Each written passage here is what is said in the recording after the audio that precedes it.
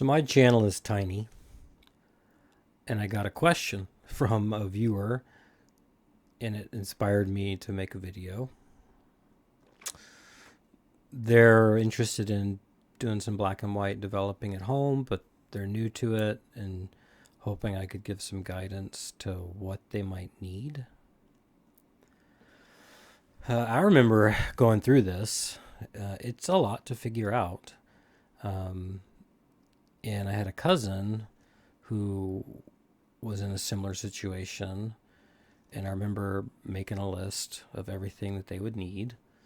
Um, and that was valued by him because it is. It's a you go through it and you think you've got it all, and but there's something that you didn't think about, and you sort of need it all to pull it off. So I'm gonna cover like everything that I would recommend somebody starting with. All right, I'm gonna start in the Freestyle website where I've put some things into my shopping cart. Um, yeah, the price is gonna be probably surprisingly high. But I am going to delete some of this as redundant or not really necessary, but I wanted it in here to talk about it. And then it's going to turn out that Freestyle wasn't going to be the only place I could go. So there's going to be a few more places. Before I go on any further, right? It's like I love developing at home. Um, I find it a part of my photography that I want to control and to get better at and to understand. However, it is expensive, it is time consuming, and it is challenging. If it's not what you're wanting, right? I think there are good labs out there, right? Royal We Film Lab. This is my cousin's and his business. You can use I'll put a code in the comments to this video or the description for a discount on lab services. And it's even like good to like, even if you're a home developer, to sometimes use a lab, a good lab, um, just to have a comparison and just to see how you're doing, making sure that you're on par or better than them. And yeah, so try it out if you want. All right, moving on to your dreams of developing at home. First, you need a dark bag. There's a lot of these available. They're all pretty similar. Um, Here's one, right? Um, but basically, you need that so that you can get the film out of the canister and into your development tank, and to do it in a light, tight environment. My bag has lasted a really long time. Um, you just want to make sure that you don't accidentally use your scissors to cut holes in it from the inside when you're trying to cut your film. um, all right, a film cartridge opener. There are definitely cheaper ones. This is $27, so uh, Arista is a high quality brand.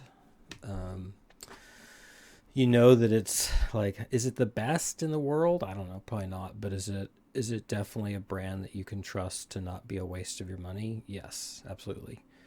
Um, but yeah, there's definitely cartridge openers at half that price. I think I maybe even put one on my B&H shopping cart.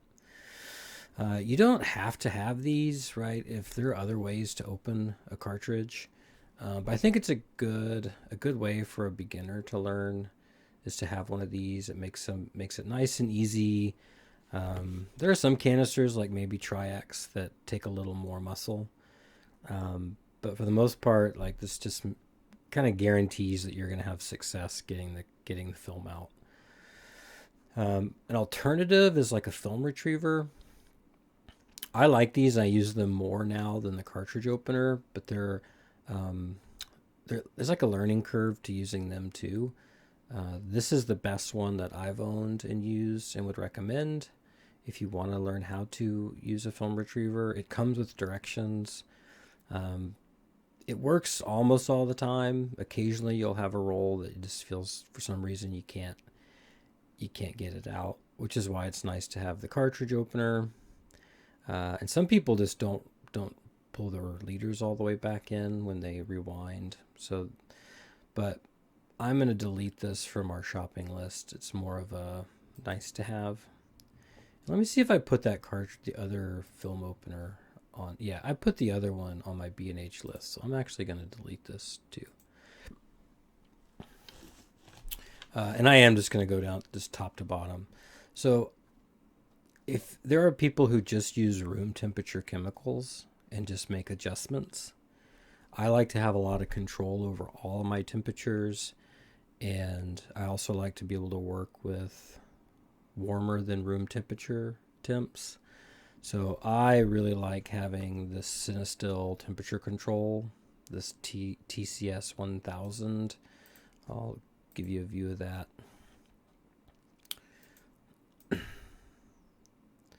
Right. It has a ceramic heating element. You can put it straight into your chemicals. I've had mine for a long time. The quality is good. I think it's a good investment. I feel like that's actually I don't know. I think if you go on Amazon, you can find very similar things for maybe half price. Um, but I'm very happy with mine, and it's exactly what I need out of it. So, and then for a beginner, I am going to recommend starting with Rodinal. It's a one-shot developer, so you just use exactly what you need when you're developing. You don't have to worry about mixing into a container and sort of paying attention to how many rolls have you done or replenishing or when's it going to expire. Rodinal just lasts a really long time. It lasts many years, maybe decades. So it's a safe purchase. You might use it for a little bit and decide that you want to try something else, but that's still great to just have around. Um, but I really like it for you just use just what you need in the moment, and then at the end that'll just go down the drain with the water. Um, so that's what I recommend as a starting developer. You need a fixer. Here's my favorite: TF4, TF5. Um, there are cheaper ones, but these are the ones I recommend. TF5 is a little more of a neutral smell. TF4 is a little stinkier, and that's really the biggest difference between the two products. Sort of, do you want something a little stinky because it helps you know that it's your fixer, or do you just not want to deal with bad smells and you'd rather have something that doesn't smell? Um, 1 liter, right, is actually going to last you a long time. Um, I develop a lot, and 1 liter of this stuff is going to last me probably a year. So, right, it actually makes 5 liters of, is it 5 or 4 liters of working fixer, which is good for 100 to 200 rolls. All right, you need a place to put your negatives. I like these 7 strips of 6, so it's six frames across, up to 7 strips. Right, that's 42 frames. So it's pretty easy in like a roll of 36 to actually get 38 or 39, and then maybe you maybe have a reason to snip maybe a section of 4 or 5 together because they're all basically the same shot. And so these are the ones I like best. I also don't mind if they don't have the little hole perforations on the side. I don't put mine in binders, so that might be something to pay attention to if you want to put yours in binders or not. You can get them both ways. Photo flow, this will last you hundreds and hundreds of rolls. But that's just going to be at the very end. You put like a milliliter or two into like 500 mLs of water, and then you do your final rinse in that, and it just helps you not have any streaks on your film at the end. Um, there are some people that don't use PhotoFlow and they manage okay. It's sort of you just sort of have to kind of see what happens for you, and um, just be ready to do a little bit of troubleshooting around water spots when you first start. Um, you'll get past it and it'll be like, why did I ever have water spots? But it's pretty common for new people to struggle with it a little bit. For a tank, like I went straight to the good stuff. You could get like a Patterson 2 tank. The reason I didn't do that is because like over time I've really just grown to have a preference for stainless steel reels. Hughes is the best. It's very easy to hook the film in. It's very beginner friendly. It's hard to get these wrong. Sort of like like the biggest frustration point when you start this is like you're in that changing bag and you're trying to get your film onto the reel, and the more you just sort of, I mean, you're gonna struggle some. Everybody does, but sort of the more you can make that not a struggle, the better. Um, and these make it about as easy as possible. They're very durable, long lasting. So I would just, I'm just, yeah, I know it's a little bit pricey. There are cheaper options, but so many people end up getting the Patterson tank or a Jobo tank, and then they sort of at some point realize that they don't love their reels, and so then they end up spending more on more reels, and so then you just, in the long term, you've ended up spending this much anyways. And I'm going to start with just one reel and one tank, and sort of right. It's a good thing to have around anyways. Like in 5 years, you'll still be occasionally be glad that you had a one reel or tank around, because maybe you just want to do this one reel right a particular way. Um, but it's a good way to start because you want to right. It's the process of loading the film like can be a little bit tricky, right? And so if you're trying to do two reels, right, you've doubled the amount of time that you're in that bag, right? I can get in and out of the bag in a minute or two, but a new person is going to need probably 5 to 10 minutes to get the film on the reel and everything in secured, etc. So like just start learning with just one reel, one roll of film, and then just practice your process and sort of get to where everything is looking good, right? And do that for 10 or 20 rolls, and then say, okay, am I ready for a two tank, right? And then you just kind of you can worry about what tank you really want later. But this is a really good starting point, sort of luxurious, and then also it'll be a great thing to just have around. I put a funnel. I think you could get away without a funnel, but you're gonna need to put in this setup I've got. You gotta get your fixer back into a bottle because you're gonna save it and use it for like 20 to 40 rolls. Um, you can carefully pour back into a bottle, but it looks like no. I actually got a bottle without a wide mouth on here, so get a funnel or get a bottle with a wide mouth, whatever. But some way to get your chemicals back into bottles without making a mess. I really like these graduated cylinders, and they're actually key for when you use this temperature control system. Right, you can stick it straight into these graduated cylinders, and it'll work with it with as little as like 200 mLs or 250, because this thing's going to need about 250 mLs of liquid, and you can use the temperature control system in these graduated cylinders with the amount of liquid that you need to fill up these tanks, or more. So if you went up to like a 500 ml tank, it'll still work, or 600, right? So these pair really well with Cinestill temperature control system. Okay, an anti-static cloth is because you're going to get some dust. You're going to hang your film, and sometimes, most of the time, you're going to end up with some dust on the film. And right after it's dry and you're ready to scan it or make a print. And so you just need some strategies for getting the dust off, right? Some people just will run an anti-static cloth up and down, like just kind of start at the bottom and just kind of pull down, and that's very effective. It's sort of scary because maybe you might accidentally scratch and make a big scratch all the way down. I've actually never had that. It's been a very safe thing for me.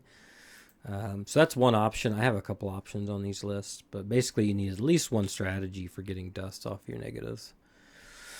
I put one picture, and what I'm imagining here is that you've got, right, you're going to have rinse water that you just need to kind of be quick dumping into your tank. So that's, you just got one 1 liter pitcher. Here's a rocket air blaster. Again, that'd be for cleaning dust off of negatives. You don't necessarily need both. I mean, I don't know. The rocket blaster is almost like, I don't know how you're a photographer, especially a film photographer, without owning one of these.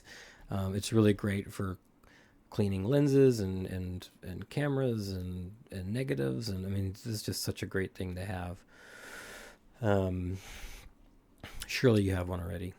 Yeah, so I got one bottle because in this right, in what I'm built here, right, the developer is going to go down the drain or disposed, however you want to dispose of Rodinal. And I'll speak, maybe I should speak to that a little bit. Rodinal, the one downside to Rodinal as a beginner's developer is it is more toxic than most other developers. This is not one that you want to get into your eyes or really even onto your skin, especially when it's undiluted. I've personally never had any problems. I don't know anybody who has, but it is good to be safe with this, and right, and you should definitely not just mess around with undiluted developer, right, by yeah. So some people don't even like to put the diluted developer down into their right, into their sewer line. I'm not an expert. Check your city's guides, whatever, municipalities water waste program. Personally, right, I work with very dilute, like 1 to 25 or 1 to 50 or 1 to 100 recipes with Rodinal, and I'm going to wash it down with a lot of water. So by the time it's in the tank going down the pipes, like, it's very, very diluted. And right, and I'm only doing this like once a week. So I hope no one holds this against me in a court of law. So yeah. Okay, so that is it. Let me just take off. You know, if you're trying to not spend an absolute fortune, you could always just not store your negatives. But that's a little silly. Again, if you wanted to like just do room temp, right, you could dump the temperature control system. You could dump this anti-static cloth because you got the rocket blower. Maybe you dump the funnel because you already own one, right? Okay, so next is I had to go to B&H to look at a few more things. So here's a camel hair brush. Again, this is to get dust off your negatives. This is more than what most people need or have, but I like it a lot. So I thought I'd put it on here. But I can remove it just because it's such a nice to have and not a must have. I like this, like these scrapbook holders. It's $9 and it's big enough so you can throw the negative sleeves in there pretty easily. And that's just sort of like, you know, after I've scanned and I've still put them in the negative sleeves, I'll just throw them in this box and I'll let it stack up to be like 50 sleeves. And then I'll decide, kind of what to do with them. But it's just a really good place just to kind of quickly throw. And you could even, it's even big enough to like put negatives you haven't scanned yet rolled up and just, so it's a very handy box.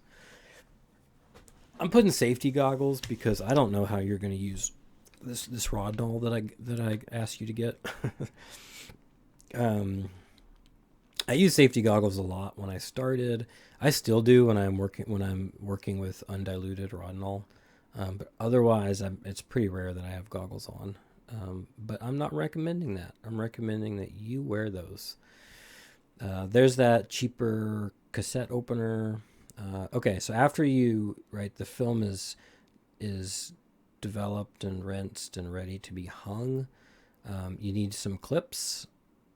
These are the high. I'll call them high end clips. There are cheaper metal ones that are a third the price, but these things are gonna last a really long time, and they're nice. These are nice. One is heavily weighted, so it does a nice good job of keeping the film very straight. So I've just liked those enough where I said, all right, I'll put the better pair up here. And then a pair of scissors. Like, surely you have a pair of scissors, but if you don't, you're gonna need them. You're gonna need to cut the film off of the cartridge. You're gonna need to snip the leader, and then you're gonna need to cut it so that you can sleeve it. So you need scissors. I actually keep a pair of scissors in my changing bag, and then I have a pair of scissors up by my scanner. So I actually have two pairs of scissors. Okay, it is critical to have a digital thermometer that kicks butt. This one does. It's very fast, it's very accurate, and the battery lasts forever. So I know you can get cheaper ones, but I'm telling you that I think this is the way to go. But I wouldn't. There's no reason to spend more than that, right? This one is absolutely sufficient. So if you want to take a risk on a cheaper one, okay, but 2 thumbs up on this one from me. All right, I use this for my rinse water. So if I'm going to work with 80-degree chemicals or 68 or whatever, right? I get the water out of the tap. I use my thermometer and I measure to the exact temperature I need, and then I fill up this thing and I monitor the temp and I check it at the end and I make sure that I have, this is filled up 2/3 the way to the top with exactly the temperature of water I want. Right? It's important for me to have all of my liquids the exact same temperature, give or take like 1 or 2 degrees Fahrenheit. And so this allows me to make a big tub of rinse water.